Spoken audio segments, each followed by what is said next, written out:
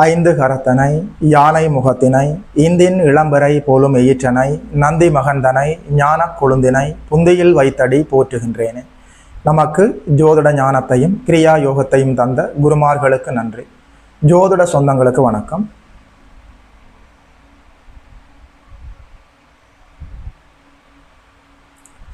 சிம்மம், நவம்பர் மாதம் 2025ஆம் ஆண்டு என்னென்ன பலன்கள்னு சொல்லி பார்க்கலாம்.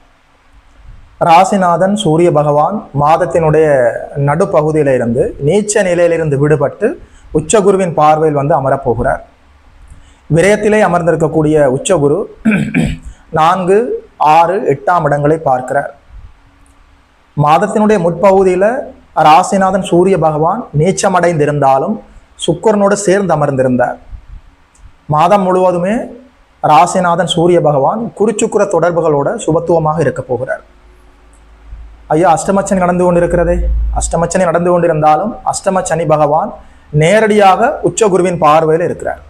மாதத்தினுடைய பிற்பகுதியில் வக்ர நிலையிலிருந்து அவர் விடுபட்டு இயல்பு நிலைக்கு திரும்புகிற போது மறுபடியும் அவர் அஷ்டம சனியாக வேகம் எடுப்பதற்கான வாய்ப்புகள் இருக்கிறது. ஆனாலும் உச்சகுருவின் பார்வை இருக்கிறதுனால அஷ்டம சனி பகவானாக அவரால் செயல்பட முடியாமல் வாளை சுருட்டி கொண்டு நல்ல பிள்ளையாக இருப்பார். அஷ்டம சனியை நேரத்தை நீங்கள் கவலைப்பட தேவையில்லை. அதாவது 7ஆம் இடத்துல ராகு, ராசியிலே கேது அமர்கிற போது கோச்சார வேதை அமைப்புகள் கூடவே 8ஆம் இடத்துல இருக்கக்கூடிய சனி பகவான், அஷ்டம சனியாக செயல்படக்கூடிய சனி பகவான் உச்சகுருவின் பார்வையில் இருக்கிற போது நிச்சயமாக சொல்கிறேன், அஷ்டமச்சனி காலங்களில் ஒரு பெரிய ஒரு அதிர்ஷ்டம். அஷ்டம சனி பகவானே உச்சகுருவின் பார்வைக்கு வருகிற போது அவர் சுபத்துவ சனியாக பாசிட்டிவாக செயல்படுவார், நெகட்டிவாக செயல்பட மாட்டார். எதிர்மறையாக செயல்படுவதற்கான வாய்ப்புகள் அவருக்கு துண்டிக்கப்படுகிறது.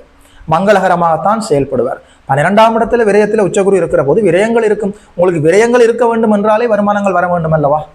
அதனால கொஞ்சம் கூடுதல் விழிப்புணர்வோடு நீங்கள் இருந்து விட்டால், ஒரே ராஜ யோகாதிபதி 4, 9க்கு அதிபதி செவ்வாய் பகவான் மாதம் முழுவதுமே உச்சகுருவின் பார்வையில் மங்கள யோகத்தோடு இருக்கிறார். வீட்டில் இருக்கக்கூடிய பெரியவர்கள், பெற்றோர்களுடைய ஆதரவு நல்லபடியாக உங்களுக்கு கிடைக்கும். தாய் தந்தையினுடைய அன்பும் அரவணைப்பும் அவருடைய சப்போர்ட் கிடைக்கும். அதாவது கோச்சார அமைப்புகள் எல்லாமே இப்போது உங்களுக்கு சற்று கெடுபலங்கள் தரக்கூடிய அமைப்பாக இருந்தாலும், இப்போ இயல்பாக நீங்கள் இதை புரிந்து கொள்ள வேண்டும் சொன்னால், சற்று அசௌகரியமான சூழ்நிலையில் இருக்கிறீர்கள். கிரகங்கள் எல்லாமே உங்களை காப்பாற்றி கூட்டிக் கொண்டு போகிறார்கள். இதுதான் அந்த சரியான சூழல். இதில் ஒரே ஒரு சிக்கல் என்ன தெரியுமா? உங்களுடைய ராசியிலேயே கேது பகவான் அமர்ந்திருக்கிறார். கேது வந்து ஒரு சன்னியாசி, தனிமை விரும்பி கடவுளை நோக்கி இருக்கக்கூடியவர். அவருக்கு யாருடைய சிநேகமும் பிடிக்காது. நம்ம உண்டு, நம்ம வேலை உண்டு, என்ன கொஞ்சம் நிம்மதியாக இருக்க விடுங்கப்பா என்று சொல்லக்கூடியவர் கேது பகவான். ராசியிலேயே கேது பகவான் வந்து இருக்கிற போது எனக்கு மட்டும் இப்படி நடக்குதே, எனக்கு மட்டும் நல்லதே நடக்காதா, ஆண்டவனுக்கு கண்ணே இல்லையா, என் குடும்பத்துக்கு மட்டும் இப்படி நடக்கணும், அதாவது தெரிஞ்ச தாழ்வு மனப்பான்மையை தருவார், குற்ற உணர்வை தருவார், பதட்டம், பயம், தோல்வி மனப்பான்மை தருவார், விரக்தி நிலைக்கு அப்படியே மெல்ல மெல்ல உங்களுடைய புத்தியே உங்களுக்கு தீங்காக செயல்பட வாய்ப்பு இருக்கிறது. ராசியில கேது அமர்ந்திருக்கிற போது தியானம் செய்ய வேண்டும், யோகா செய்ய வேண்டும், மன ஒரு நிலையோடு இருக்க வேண்டும், பீஸ்ஃபுல்லான இடங்களுக்கு சென்று வருவது, ஆலய தரிசனங்களுக்கு சென்று விட்டு வருவது மனதை ஒருநிலைப்படுத்தக்கூடிய வாய்ப்பாகத்தான் இந்த மாதம் உங்களுக்கு இருக்குது. சிம்ம ராசிக்காரர்கள் சரியா புரிந்து கொள்ள வேண்டும்.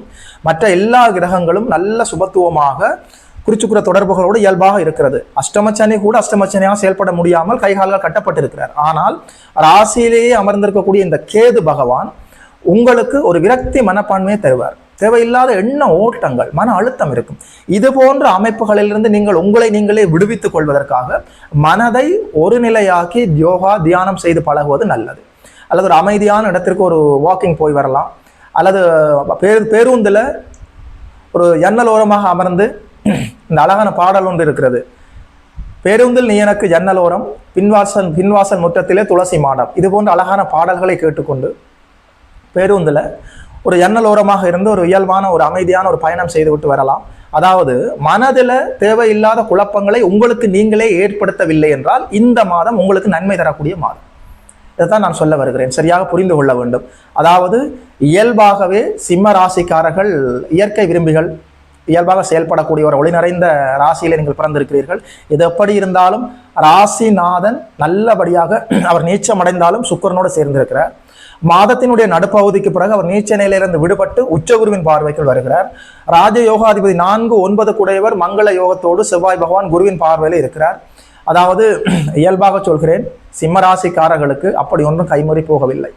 கோச்சார அமைப்புகளில் உங்களுக்கு கெடுதல் நடக்க வேண்டும் என்று விதி இருந்தாலும் அத்தனை கோச்சார அமைப்புகளும் நவம்பர் மாதம் உங்களை அப்படியே காப்பாற்றி கூட்டிக் கொண்டு போகிறார்கள். நீங்கள் மட்டும் தேவையில்லாத குழப்பத்தை உங்களுக்கு நீங்களே ஏற்படுத்தவில்லை என்றால் சிம்ம ராசிக்காரர்களுக்கு நவம்பர் மாதத்தில் எந்த தீங்கும் இல்லை. உங்களுடைய ரொட்டேட் லைஃப், யூஸ்வலான லைஃப், அன்றாட கடமைகளை இயல்பாக செய்ய முடியும். சரியாக நீங்கள் அதை புரிந்து கொள்ளலாம்.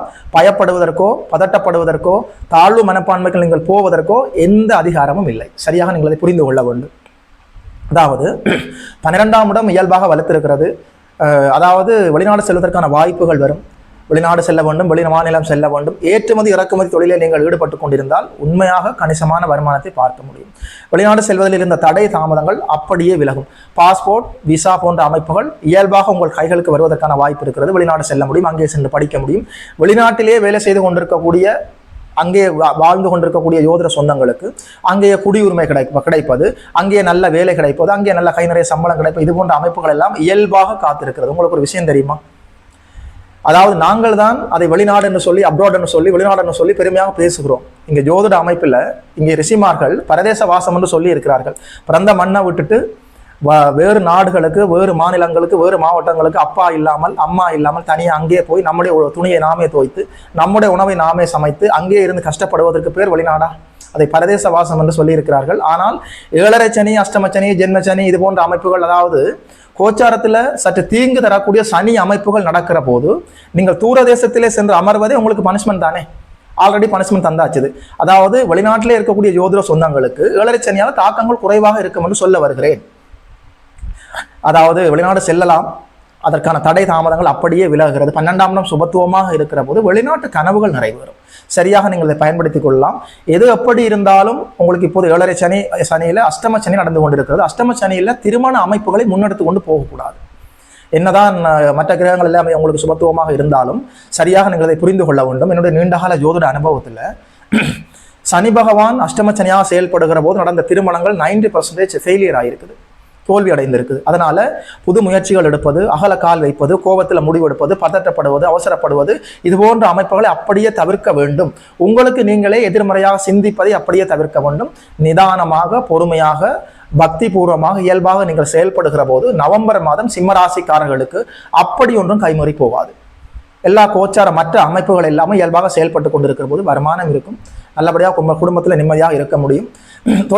தொழில் அமைப்புகளில், உத்தியோகம், வேலை, வியாபார அமைப்புகளில் இயல்பாக நீங்கள் பங்கெடுக்க முடியும். இப்போது நீங்கள் செய்து கொண்டிருக்கிற வேலையை விட்டு வேறு வேலைக்கு போகலாம் என்று வேலையை அவசரமாக விட்டு விடக்கூடாது. அஷ்டமச்சனி காலங்களில் வேலையை விட்டுட்டு வேறு வேலைக்கு போகலாம் என்று நீங்கள் ஆரம்பித்தால் சட்டியிலிருந்து தப்பி அடுப்புக்குள் விழுந்த கதையாகி விடும். இந்த வேலையும் போயிடும்.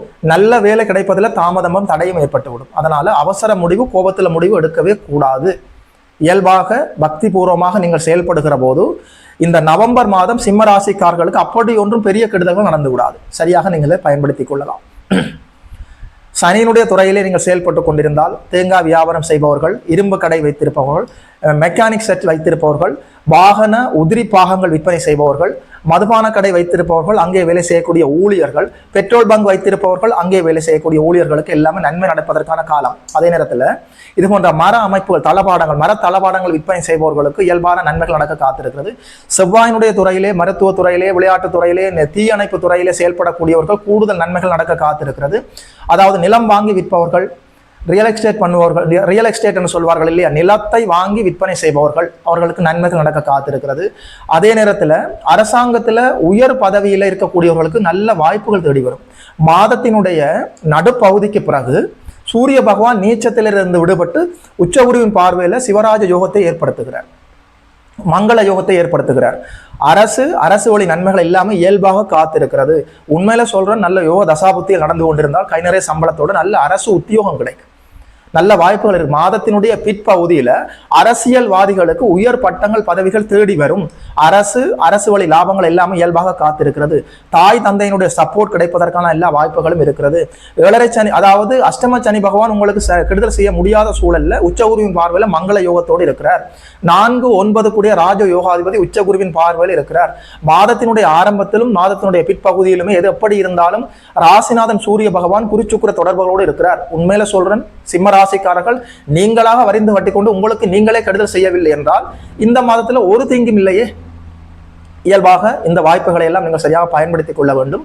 அதாவது புதனுடைய துறையில இருப்பவர்கள் auditing, accounting, teaching, banking, marketing, எழுத்துத்துறை, பத்திரிகை துறை, மீடியா துறை, இணையதளத்திலே வேலை செய்பவர்கள், செல்போன் கடை வைத்திருப்பவர்கள், வியாபார பெருமக்கள் எல்லோருக்குமே எல்லா நன்மைகளும் நடக்க காத்திருக்கிறது. இந்த வாய்ப்புகளை எல்லாம் சரியாக பயன்படுத்திக் கொள்ள வேண்டும் சிம்ம ராசிக்காரர்கள். இந்த பலன்கள் எல்லாமே ஒரு பொதுவான பலன்கள் தான். உங்களுக்கு என்ன லக்கணம், உங்களுடைய ராசி என்ன, உங்களுடைய நட்சத்திரம் என்ன, இப்போது உங்களுக்கு என்ன தசாபுத்தி நடந்து கொண்டிருக்கிறது, உங்களுடைய யாதகம் யோக யாதகமா இல்லையா என்பது எல்லாமே இந்த கோச்சார அமைப்புகளோடு இணைத்து நீங்கள் நல்லபடியாக பலன்களை எடுத்து பழக வேண்டும்.